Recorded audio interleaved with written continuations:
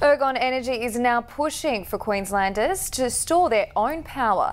They want residents to install battery technology to store power gathered from the sun rather than putting it back into the grid.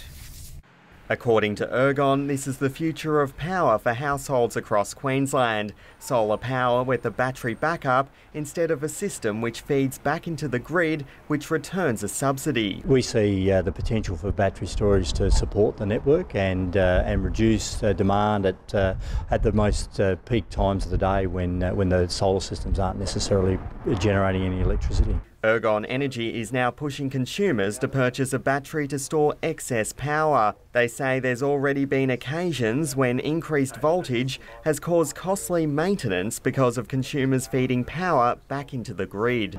If we can avoid some of that building, then ultimately we don't need to spend as much on the network, and that'll flow on in reduced prices for customers. Ergon says over the past few years, more than 90,000 homes in regional Queensland have made the switch to solar. Townsville-based company Horan and Bird is just one of the solar technology providers. They say the battery and monitoring system costs $10,000 and has an expected 7 to 10 year lifespan. So currently, if you purchased a combination of solar or batteries, it's probably on par with what our current energy bill would be. The business says retailers and the energy giant need to have a strong relationship. I think there's more opportunity for us to have a conversation together. Meantime, they say the introduction of export control technology from January will mean some consumers will no longer be able to provide power back to the grid.